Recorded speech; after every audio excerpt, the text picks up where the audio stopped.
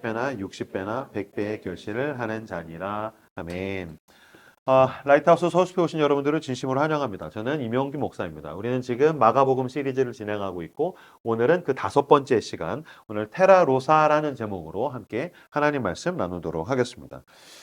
오늘 본문은 예수님의 비유입니다. 아마 교회를 좀 다니셨으면 이 예수님의 그 씨 뿌리는 자의 비유, 그래서 뭐 좋은 땅, 돌밭, 가시떨기, 그리고 뭐 이런 비유에 대해서 처음 들으신 게 아닐 겁니다. 아마 여러 번 들으셨을 겁니다.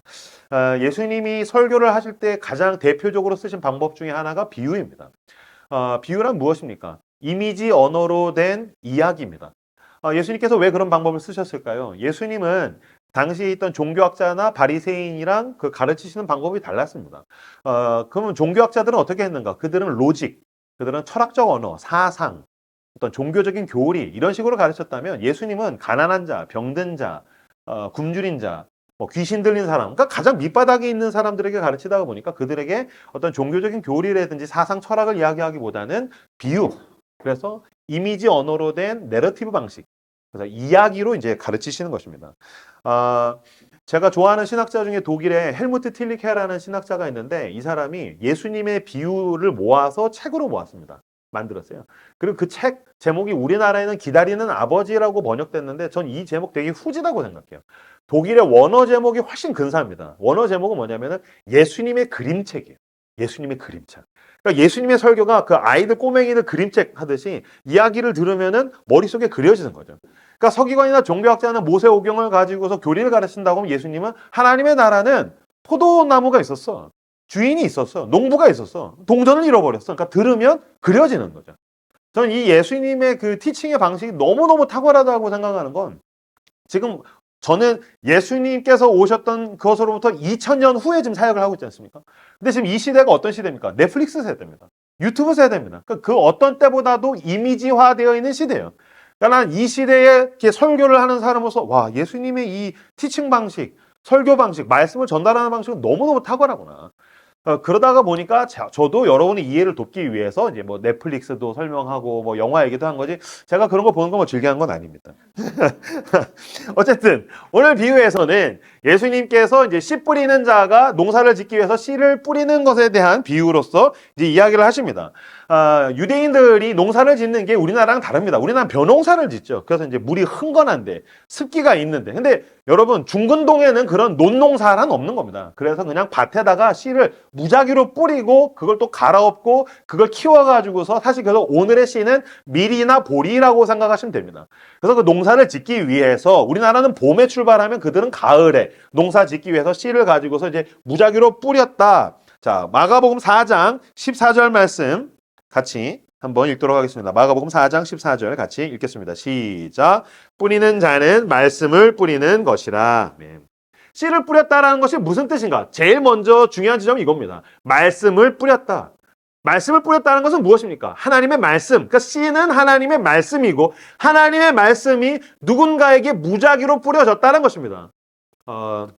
여러분, 하나님의 말씀은 지혜나 지식이나 어떤 정보가 아닙니다. 하나님의 말씀은 무엇입니까? 자, 요한복음 1장 1절 말씀 앞에 화면을 보시고 같이 읽겠습니다. 시작. 태초에 말씀이 계시니라. 이 말씀이 하나님과 함께 계셨으니 이 말씀은 곧 하나님이라. 아멘. 요한복음 1장 1절에서 분명하게 이야기합니다. 태초에 말씀이 계시니라. 그리고 이 말씀은 곧 하나님이니라. 이 말씀은 곧 하나님이니라. 요한이 사도 요한, 예수님의 제자 요한이 요한복음을 쓸 때 출발을 뭐로 할까?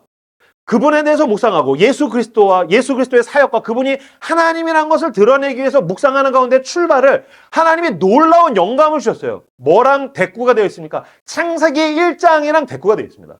창세기 1장에서 보면 하나님이 태초에 하나님이 천지를 창조하시니라. 그래서 혼돈과 흑암이 공허 위에 있는데 하나님이 빛이 있으라. 그걸 염두하면서 태초에 말씀이 계시니라. 그리고 세상을 창조한 그 말씀이 곧 하나님이시니라. 하나님이 뭐라고요? 말씀이랍니다. 이건 제 성경책입니다. 이건 활자로 된 인쇄물입니다. 지구인 모든 사람에게 이걸 그냥 종교적인 활자 인쇄물로 볼지라도 이건 하나님이라고 저는 믿습니다. 나에게 이건 하나님의 말씀입니다. 내가 성경을 펼 때에 성령께서 성경을 통해 나에게 말씀하십니다.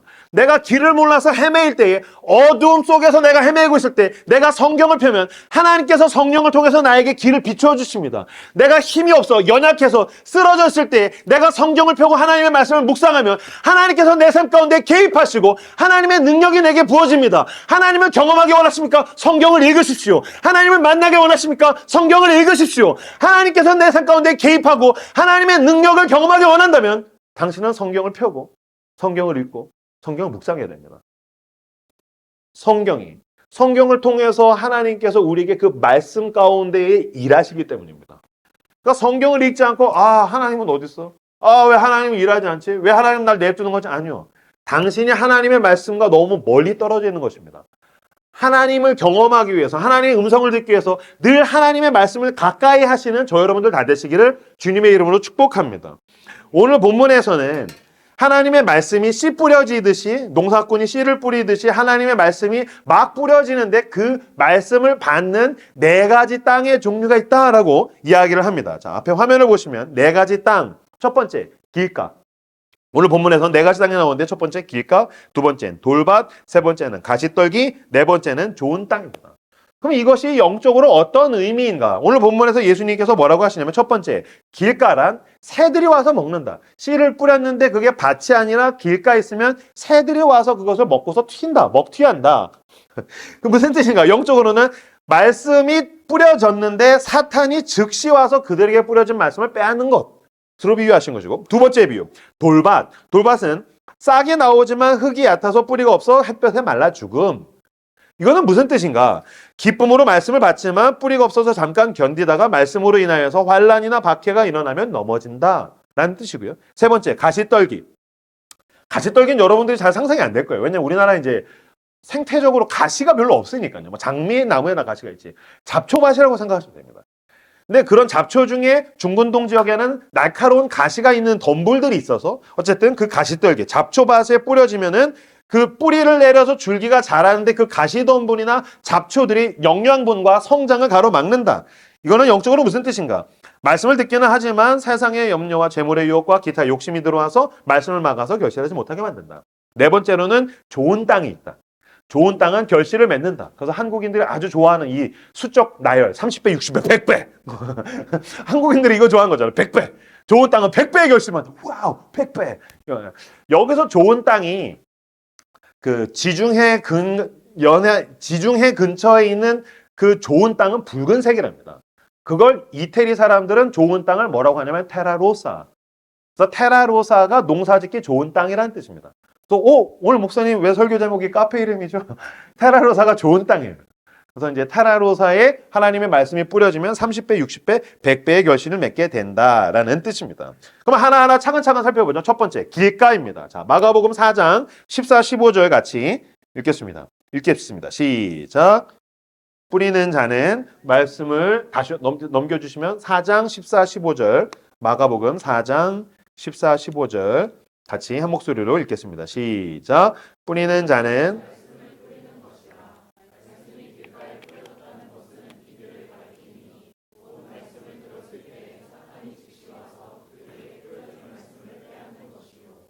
뿌린 자는 말씀을 뿌리는 것이라 말씀이 길가에 뿌려졌다는 것은 이들을 가리킴이니 말씀을 들었을 때 사탄이 즉시 와서 그들에게 뿌려진 말씀을 빼앗는다. 씨를 뿌렸을 때 밭에만 떨어지는 게 아니라 길가에도 떨어진답니다. 이 둘은 차이가 있습니다. 겉으로 봤었을 땐 그냥 땅이죠. 땅이라는 유사성과 공통점이 있지만 다릅니다. 밭은 씨를 품습니다. 길가는 그냥 위에 덩그러니 놓여져 있는 것입니다. 그러니까 물리적으로 맞닿아 있고 접촉하고는 있지만 밭은 본질적으로 씨를 품습니다.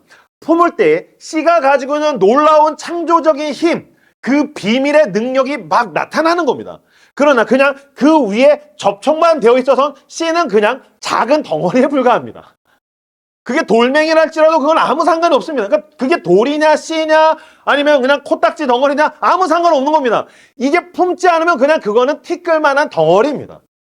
그러니까 지금 그 얘기입니다. 하나님께서 말씀을 불특정 다수에게 지금 뿌렸습니다. 그러니까 그거를 품어서 씨가 가지고 있는 상상을 초월하는 그 생명력, 창조의 능력을 발휘하는 사람들이 있고 그냥 접촉하고 맞닿고 귀에는 들렸으나 물리적으로 들린 것일 뿐 내 영 가운데에서 그 말씀의 씨가 가지고 있는 그 창조적인 힘은 전혀 발휘하지 못하는 사람이 있다는 거예요. 길가란 어떤 곳인가? 생각을 해봤더니 사람들이 계속 다니는 데잖아요. 그러니까 밭과 밭 사이에 길이 있어요. 거기에 씨가 떨어지는 거예요. 그러니까 길은 어떤 곳입니까? 사람들이 계속 오가다가 보니까 땅이 딱딱해졌어요. 그러니까 품을 수가 없어요. 왜요? 사람들이 무수하게 오가다가 보니까 밟히고 밟혀서 땅은 기경되지 않아서 계속 밟히기만 해서 딱딱해졌어요. 그러고 보니까 아 그렇구나. 진짜 이런 길가 같은 사람이 있구나. 저는 모태신앙 출신인데 24살에 회심했습니다. 제가 모태신앙을 신뢰하지는 않습니다. 저희는 뭐 3대째 예수 믿는 집입니다. 저는 모태신앙을 믿지 않습니다. 왜요? 가장 강팍하기 쉬운 인간들이 모태신앙입니다.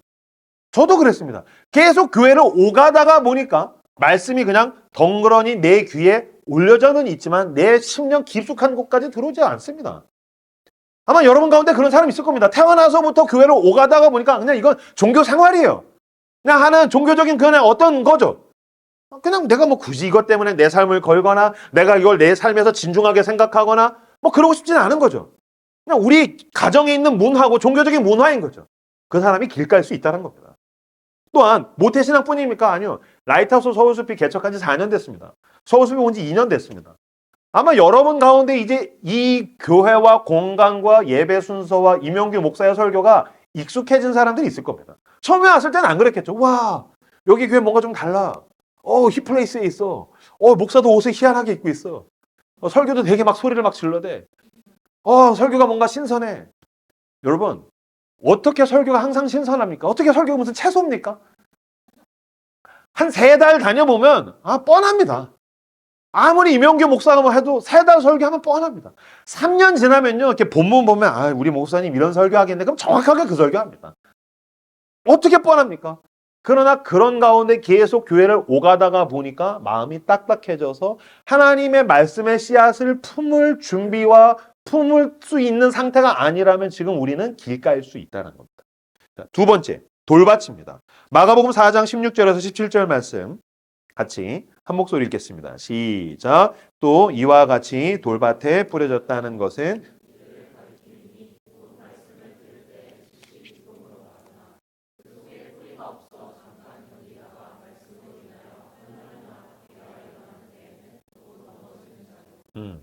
첫 번째가 길가라면 두 번째 사람의 부류는 돌밭이랍니다. 돌밭은 어떤 사람입니까? 말씀을 들을 때 즉시 기쁨으로 받으나 그들은 말씀을 듣고 기뻐한답니다. 그러나 그게 다입니다. 뿌리가 없습니다. 돌밭은 겉으로 봤었을 때 농사 짓는 땅처럼 보입니다. 근데 이게 기경이 되어 있지 않기 때문에 갈아엎어진 적이 없기 때문에 얇은 층은 흙인데 속은 자갈입니다. 돌입니다. 그러니까 뿌리가 내리지 못합니다. 뿌리가 내리다가 더 이상 막힙니다. 그러니까 어떤 일이 일어날까요? 여기서 정확하게 뭐라고 얘기하냐면요. 말씀으로 인하여 환난이나 박해가 일어나는 때에는 곧 넘어지는 자요. 말씀을 듣고 와 기뻐. 와 오늘 예배 가운데 하나님께서 뭔가 나한테 말씀하시는 것 같아.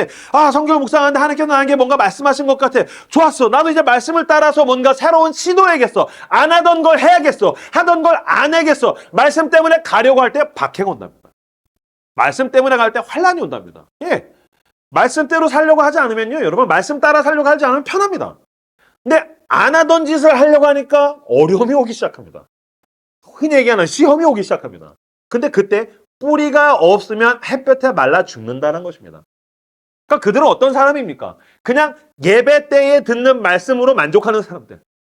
그러니까 월화수목 금토는 자기의 일상의 영역이고 종교는 괴리가 되어 있어서 주일날 예배 드릴 때 막 격렬하게 반응해요. 설교도 좋고 찬양도 좋고 기도도 좋아. 근데 이 공간에 은혜 받았던 모든 것과 하나님을 그냥 두고서 혼자 나가는 거죠. 그리고 나가서 또 내가 은혜랑 아무 상관없이 말씀과 상관없이 월화수목 금토를 사는 거죠. 그렇기 때문에 뿌리가 없으니까 조금만 어려워지면 그냥 말라 죽는다라는 겁니다. 뿌리 내리지 못하는 사람들을 지금 성경에서 이야기하고 있다는 것입니다. 말씀을 깊이 뿌리 내리시는 저 여러분들 되시기를 주님의 이름으로 축복합니다. 여러분 말씀으로 뿌리를 내리셔야 합니다. 설교로 만족하면 안 됩니다. 이걸로 그냥 기뻐하는 건 여러분 주일날만 예배 드리는 건 종교적인 이벤트입니다. 나는 당신의 화요일이 정말 그리스도인으로 살고 있는지 아니면 당신은 화요일날 무신론자로 살고 있는 건 아닌지 심히 걱정합니다. 당신의 삶 가운데 말씀을 뿌리 내리기 위한 작업이 있습니까? 아침에 아니면 출퇴근하는 가운데에 아니면 저녁에 시간을 떼어서 내가 말씀을 붙들고 펴고 읽고 머무르고 멈추고 외우고 또 되뇌이고 떠올리고 그렇게 말씀으로 뿌리 내리는 작업이 없이 주일날 예배 때 들은 설교가 전부라면 당신은 월화수목금토 무신론자로 살게 됩니다. 말씀을 따라서 조금만 시도하려다가 조금만 어려우면 햇볕에 내 말씀의 씨가 말라 죽게 될 겁니다. 왜 그렇습니까? 당신이 말씀으로 뿌리 내리고 있지 않기 때문입니다. 제가 이 부분을 묵상을 하다가 떠오르는 책이 있었어요. 얼마 전에 되게 재밌게 봤는데 그 카피라이터 유병욱 씨가 쓴 생각의 기쁨이라는 책이에요. 뭐 베스트셀러는 한번 잘 팔렸던 걸로 알고 있는데 이 유병욱 씨는 카피라이터입니다. 그래서 무슨 아파트 광고인데 진심이 짓는다 뭐 이런 거 개발한 사람이에요. 그러니까 카피라이터는 어떤 사람입니까? 언어를 다루는 사람이죠. 단어, 문장. 그러니까 이 사람도 계속 뭐 할까요? 책 읽겠죠. 연구하겠죠. 어떤 면에서 목사랑 좀 유사한 지점이 있는 것 같아요. 저도 언어를 다루고 문장을 다루고 그러니까 저도 계속해서 책을 읽거든요. 성경을 묵상하고 읽고. 근데 이 사람이 재밌는 말을 하는 게 뭐냐면 카피가 딱 나오려면은 평소에 책을 진심으로 내야 된다는 거예요. 그러니까 카피를 만들어야지 하고서 책 뒤적이면 안 나온다는 거예요. 그래서 뭐라고 얘기했냐면은 써먹기 위함이 아니라 진심으로 감탄하는 것이다. 써먹기 위함이 아니라 진심으로 감탄하는 것이다.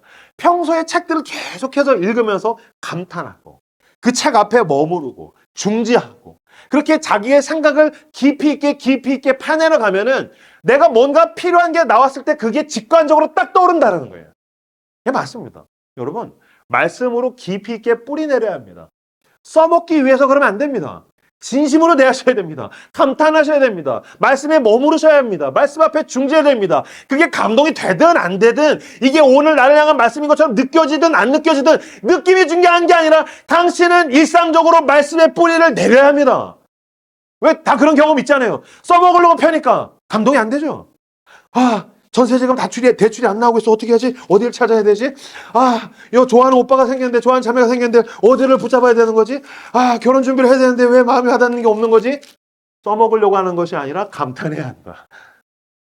써먹으려고 말씀을 찾으니까 뭐가 와닿는 게 없죠.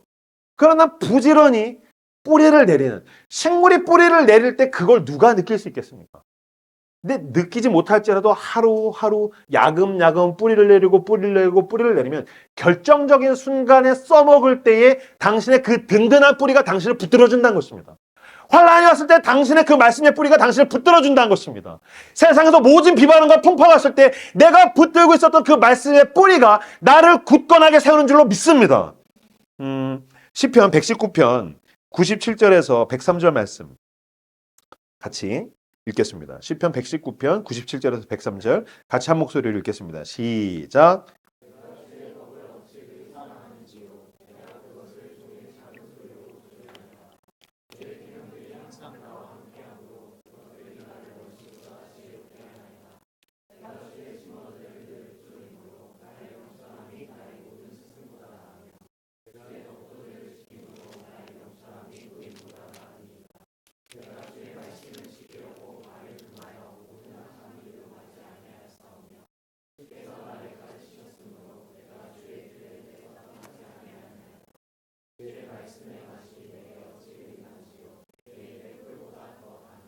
아멘. 이 시편 기자가 놀라운 이야기를 하고 있죠. 내가 주의 법을 어찌 그리 사랑하는지요. 내가 그것을 종일 작은 소리로 읊조리나이다. 내가 종일, 하루 종일, 그러니까 뭐 그 24시간은 아니겠지만 아침과 저녁과 틈만 나면 말씀을 떠올리려면 뭐가 있어야죠. 그러니까 읽고 또 묵상하고 멈추고 머무르고 그 말씀 앞에 중지하고 또 읊조리고 그러다 보니까 내 명철함이 노인보다 낫습니다. 내가 흔들릴 때 그 말씀이 나를 붙들어줍니다. 그 마지막 구절은 진짜 놀라운 고백 아닙니까? 주의 말씀의 맛이 내게 어찌 그리 단지요. 내 입에 꿀보다 더 답니다. 여러분, 이 말씀이 무슨 뜻인지 와닿지가 않으면 솔직히 당신은 회개해야 합니다. 어느 날 저녁에 말씀을 그냥 막 읽다가 어디에 눈이 가서 묵상하다 그게 번개같이 마음에 확 꽂히는데 어떤 날은 막 눈물이 뚝뚝뚝 떨어지고 내 얘기인 것 같고 하나님이 나한테 말씀하신 것 같고 이걸 내 머릿속에서 내가 망각하는 게 싫어서 또 외우고 싶어서 달달달달 또 외우고 또 외우고. 주님의 말씀이 내 입에 어떻게 이렇게 답니까? 꿀보다도 답니다. 그렇게 말씀을 붙들고 깊이 있게 뿌리를 내려가야 된다는 겁니다. 왜 삶 가운데 보면은 깊이를 가지고 있는 사람들을 보게 됩니다. 왜 그런 사람이 있죠? 이렇게 운동을 좋아하는 사람들 보면 운동에 깊이가 있어요. 조예가 있다고 하죠. 저도 같이 운동하는 그 반성한 목사님, 제 동생 친구인데, 제 친구인데, 이 친구 보면은 뭐 이렇게 운동할 때 근육을 저는 그냥 팔뚝, 등허리, 앞, 가슴 뭐 이런 건데 얘는 이렇게 전문적인 근육 이름을 써요. 뭐 광배근, 뭐 할배근, 뭐 그런 거 써요. 형의 광배근이 좋아하고 있어. 아니야, 난 괴로워. 운동에 깊이 있는 사람은 안 물어봤는데 계속 얘기합니다. 여행에 깊이가 있는 사람이 있죠. 취미에 깊이가 있는 사람, 패션에 깊이가 있는 사람, 음악에 깊이가 있는 사람, 영화에 깊이가 있는 사람. 어떤 사람은 주식에 깊이가 있어요. 어떤 사람은 부동산에 깊이가 있어요. 그 사람은 어떻게 하겠어요? 그 사람은 노상 그것을 주야로 읊조리는 거죠. 거기에 사로잡혀 있는 거죠. 거기에 뿌리를 내리는 거예요. 누가 시킨 게 아니에요. 아무도 시키지 않아도 이 부동산 정보를 망각하고 싶지 않아서 읊조리고 또 기억하고 까먹을까봐 뿌리를 내리고 있는 거죠. 이 영화, 이 음악, 이 취미 계속해서 거기에 뿌리를 내면서 깊이가 생기는 거죠. 마찬가지로 여러분, 설교는 이명규 목사가 최선을 다해서 할 수 있지만 말씀의 뿌리를 내리는 건 철저하게 당신의 몫입니다. 하우스 사역자가 대신 해줄 수 없습니다. 부모가 해줄 수 없습니다. 배우자가 해줄 수 없습니다. 철저하게 시간을 두고 뿌리를 내리는 작업은 오롯하게 나에게 주어진 것입니다. 말씀으로 뿌리 내리시는 저 여러분들 다 되시기를 주님의 이름으로 축복합니다. 세 번째 사람은 가시떨기입니다. 마가복음 4장 18, 19절 같이 한 목소리로 마가복음 4장 18, 19절 읽겠습니다. 시작.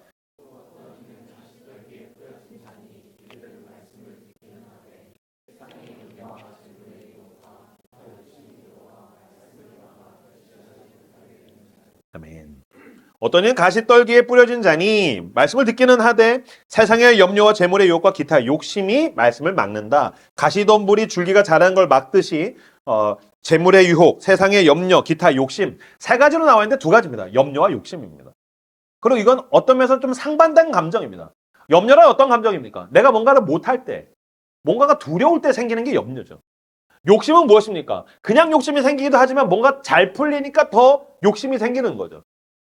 그러니까 안 되면 안 돼서 염려가 나를 가로막아서 말씀으로 줄기를 뻗어 진짜 하나님이 원하시는 결실까지 못 가도록 염려가 막고 내가 내 힘으로 뭔가 잘 돼서 잘 되다 보니까 욕심이 그걸 가로막아서 진짜 하나님이 주기 원하시는 가장 좋은 것을 가로막고 있더라라는 겁니다.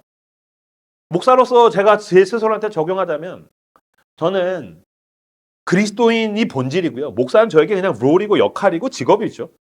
근데 저는 최선을 다해서 헌신적으로 열정적으로 사역하다가 보니까 전 솔직히 말씀드리면 사역이 나한테 때때로 아니요 많은 순간에 사역은 나한테 우상입니다. 사역이 나한테 우상 노릇할 때가 있습니다. 그러니까 사역을 너무 잘하고 싶은 거죠. 그리고 사역이 너무 좋은 거죠. 재밌는 거죠. 그러다 보니까 사역이 안 풀리잖아요. 염려가 나를 막아요. 그러니까 하나님의 뜻이 있을 수 있잖아요. 하나님의 계획이 있을 수 있잖아요. 하나님의 시나리오, 하나님의 방식이 있는데 사역이 안 풀리면 염려가 나를 막아서 내가 하나님의 말씀으로 자라나지 못하게 해요. 여러분, 제가 그리스도인으로서 제 영성을 위해서, 제 영혼을 위해서 말씀을 붙들어야 되는 거랑 제가 설교적으로 기능을 잘하기 위해서 성경을 읽는 건 어떤 면에서는 별개입니다. 전 설교 준비와 상관없이 오롯하게 내 영혼을 위해서 난 말씀을 묵상하고 말씀을 붙들고 말씀으로 나를 채워서 내가 줄기를 뻗어야 되는데 어떤 날엔 염려가 맞고요. 또 어떤 날은 살기 너무 잘 돼요. 요새같이. 막 사람들이 모여들고 라이트하우스 서울숲이 잘 되고 살기 잘 풀려요. 그럼 또 잘 풀리니까 이게 나를 막아요. 욕심이 막아요.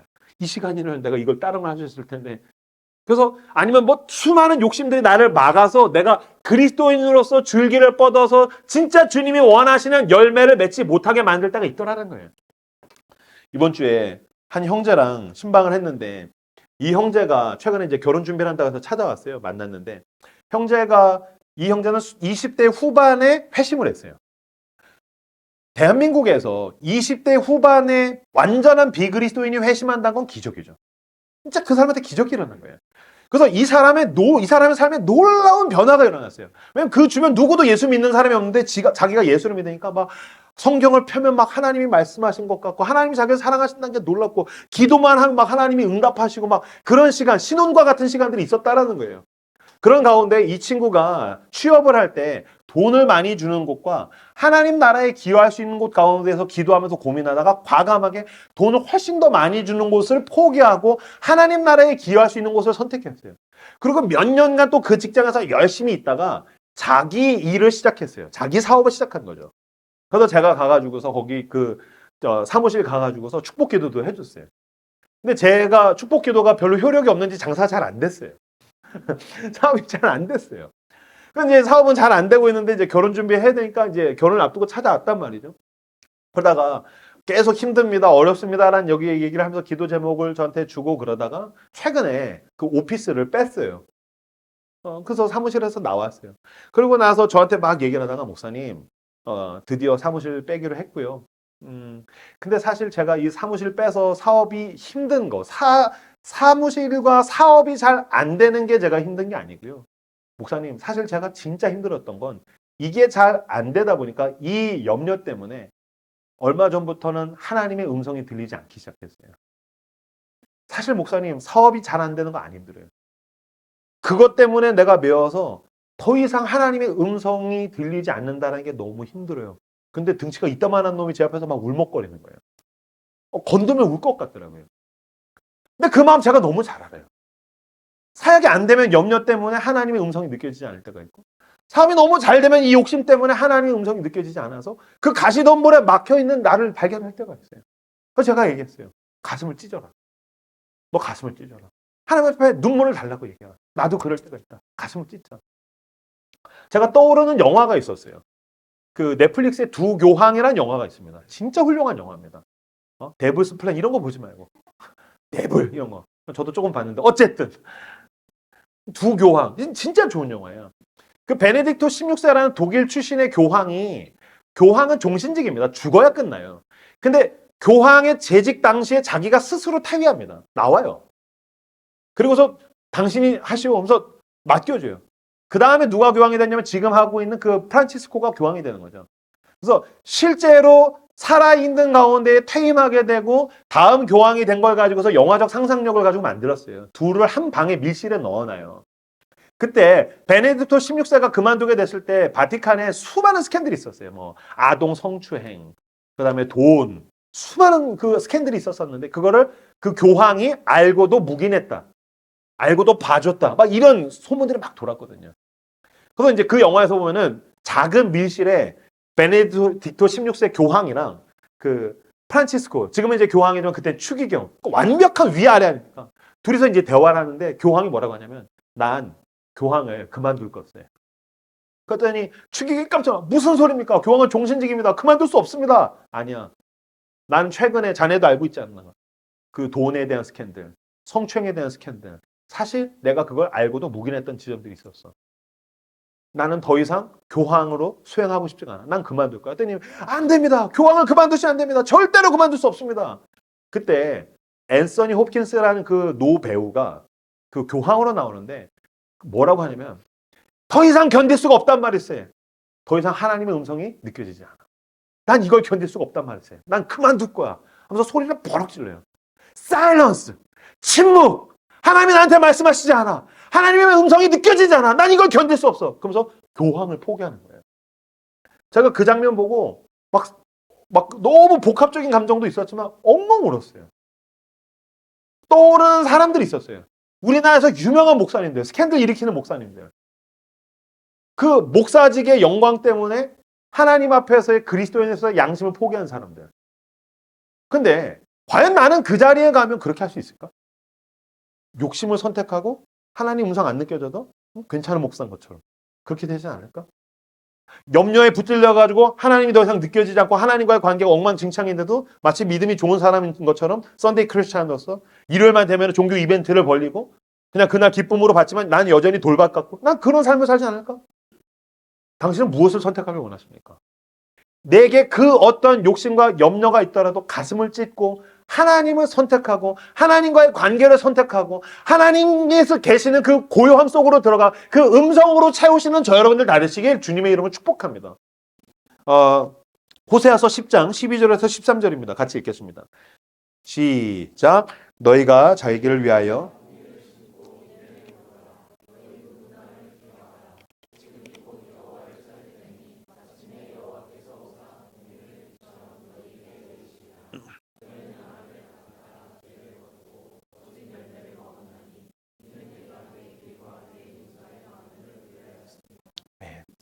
뭐라고 얘기합니까? 너희는 악을 밭가라 죄를 거두고 거짓 열매를 먹었고 너는 내 길과 내 용사의 많음을 신뢰하고 있다. 넌 뭐를 의지하고 있다? 하나님이 아니란 거예요. 너는 용사의 많음, 바꾸면 돈의 많음, 커리어의 많음, 인간관계의 많음, 뭔가 내게 있는 소유의 많음, 하여튼 인간적인 무언가를 의지하다가 보니까 악으로 밭갈아서 거짓 열매를 먹고 더 이상 하나님이 느껴지지 않는데도 너는 그냥 괜찮은 겉모습의 그리스도인으로 살고 있는 거 아니냐?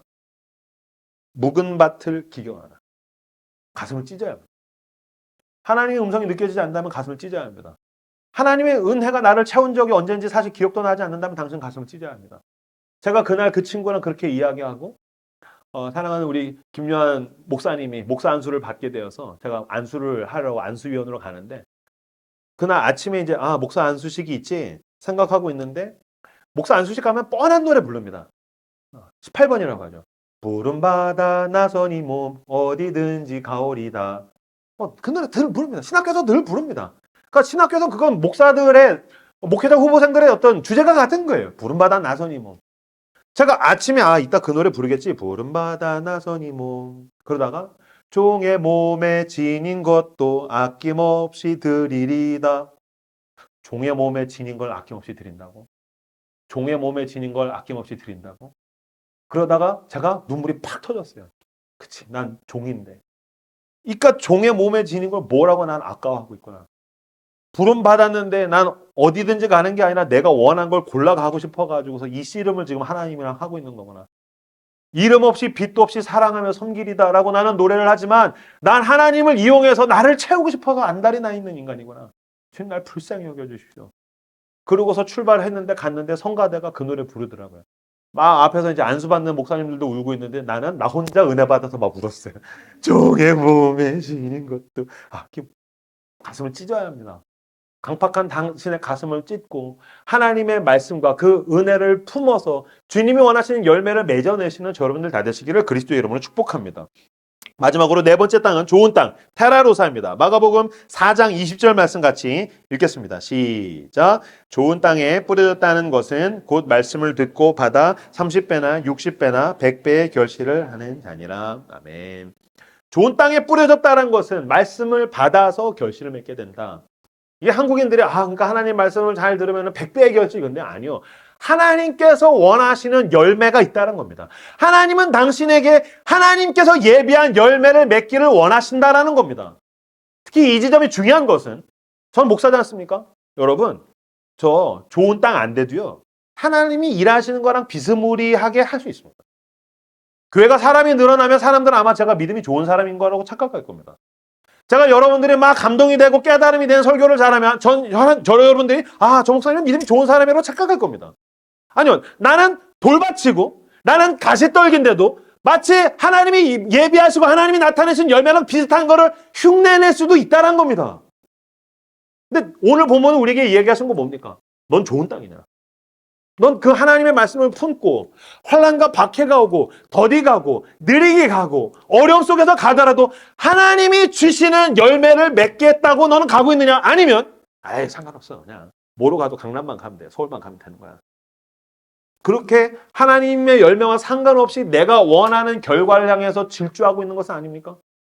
하나님이 원하시는 열매를 향해서 더디 가더라도 돌아가더라도 어렵게 가더라도 말씀을 붙들고 말씀대로 나아가서 주님의 열매를 맺어내시는 저 여러분들 다 되시길 그리스도의 이름으로 축복합니다. 지금 주님께서 말씀을 막 뿌리고 계십니다. 제가 지금 네 가지 땅에 대해서 설명을 했지만 사실 오늘 본문의 소제목은 좋은 땅의 비유가 아닙니다. 그러니까 여러분 우리는 좋은 땅에 서 가슴을 찢고 뿌리 내리고 최선을 다해야 되겠지만 사실은 오늘 본문의 주체와 핵심은 좋은 땅이 아닙니다. 누굽니까? 씨 뿌리는 자입니다. 무슨 뜻입니까? 그분이 계속해서 지금 씨를 뿌리고 계시다는 것입니다. 길가에 뿌려진다는 걸 알고 있습니다. 새가 주워 먹는다는 걸 알고 있습니다. 그러나 뿌립니다. 돌밭에 간다는 걸 알고 있습니다. 왜 모르겠습니까? 그는 지혜로운 농사꾼입니다. 이게 뿌리를 내리지 못해 말라 죽는다는 걸 알지만 그분은 뿌리십니다. 가시덤불에 뿌립니다. 가시덤불에 막혀있다는 걸 알고 있습니다. 그러나 그 지혜롭고 신실한 우직한 농부는 끝까지 뿌려서 결국엔 결실과 열매를 맺어내는 분이시다. 무슨 뜻입니까? 신천지는 골라서 받는다면서요? 뭐 장애인은 안 받고 노인은 안 받고 청년 중에서 조금 학벌이 되거나 돈 있는 사람 가려받는다면서요? 하나님은 그런 분이 아니십니다.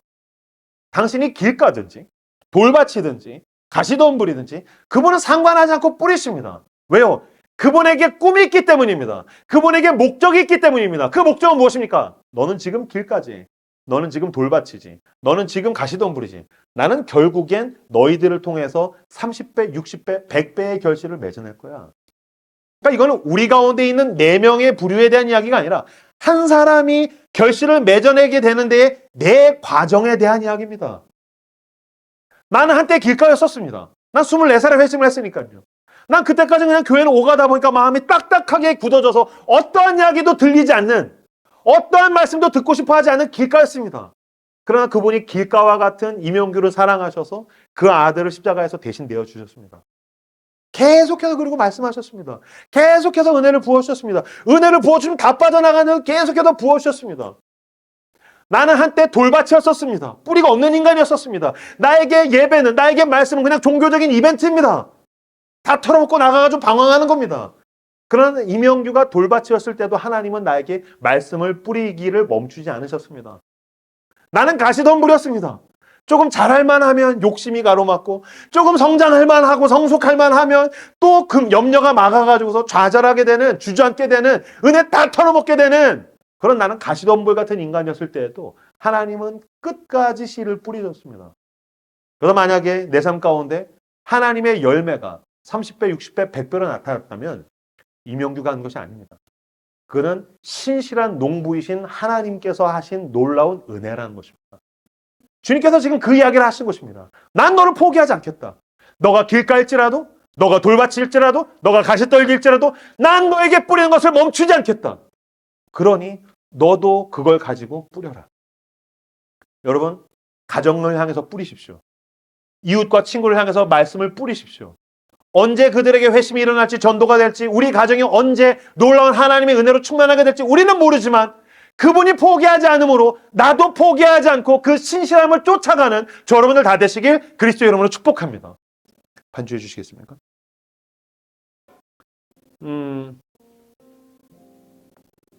제가 하나님이 나를 포기하지 않으셨구나. 길가일 때, 돌밭일 때, 가시떨기였을 때 포기하지 않고 계속해서 뿌리셨구나. 그분이 얼마나 질렸을까? 얼마나 포기하고 싶었을까? 이제 주님께서 그 열매 맺은 씨를 가지고 나도 뿌리라고 하시는구나. 그런 가운데 제가 떠오르는 글이 있었어요. 제가 올해 중반에 캡처한 건데 한 번의 차이라는 글입니다. 한 번의 차이. 이제 그만 치고 싶다. 바로 그때 다시 한번 건반을 누르기 시작하는 이들 사이에서 피아니스트는 나온다. 이건 매사가 그럴 것이다. 그러니 이제 그만하고 싶다는 생각이 드는 자리. 바로 그 자리는 내가 누구일 수 있는가에 있어서 매우 중요한 자리이다. 그만하고 싶다. 그러나 그분은 씨 뿌리기를 멈추지 않아서 우리가 길가에서 돌밭이 되고 돌밭에서 가시떨기가 되고 거기에서 좋은 땅 테라로사가 됩니다. 하나님께서 당신을 붙들고 테라로사까지 끌고 가시길 원하십니다. 떠오르는 찬양이 있었어요. 우리가 함께 부르게 될 겁니다. 온전케 되리. 제가 제일 사랑하는 문구는 그 뒤에 후렴구. 갈보리 언덕 넘어 그날 온전케 되리. 갈보리 언덕 넘어 그날이 올 겁니다. 지금 당신은 길가입니까? 지금 당신은 돌밭입니까? 지금 당신은 가시떨기입니까? 갈보리 언덕 넘어 그날이 올 것입니다. 신실한 농부가 당신을 포기하지 않기 때문입니다. 그러므로 당신의 가정을 향해서 당신도 뿌리십시오. 은혜를 받은 걸 뿌리십시오. 말씀을 받은 걸 뿌리십시오. 이웃을 향해 당신의 삶의 자리에서 만난 사람들에게 뿌리십시오. 이건 어쩌면 아마 하나님의 마음이었을 겁니다. 시편 126편 5절 6절. 이건 하나님의 마음이며 오늘도 이제 그 열매를 가지고 씨를 뿌리는 우리의 마음이죠. 눈물을 흘리며 씨를 뿌리는 자는 기쁨으로 거두리로다. 울며 씨를 뿌리러 나가는 자는 반드시 기쁨으로 그 곡식단을 가지고 돌아오리로다. 울며 씨를 뿌리는 자는 소망하는 것이 있습니다. 희망합니다. 반드시 거두리로다. 반드시 기쁨으로 곡식단을 거두고 오게 될 거야. 주님이 말씀하시죠. 영규야, 내 말이 맞았지? 예, 주님. 당신이 맞았습니다. 그 날이 나에게 왔습니다. 그 갈보리 언덕 넘어 그 날이 우리 모두에게 오는 줄로 믿고 믿음으로 따라가는 저 여러분들 다 되시기를 그리스도의 이름으로 축복합니다. 이 시간 함께 우리에게 주신 말씀들을 붙들고 함께 기도하며 하나님 앞에 나아가도록 하겠습니다. 기도합시다.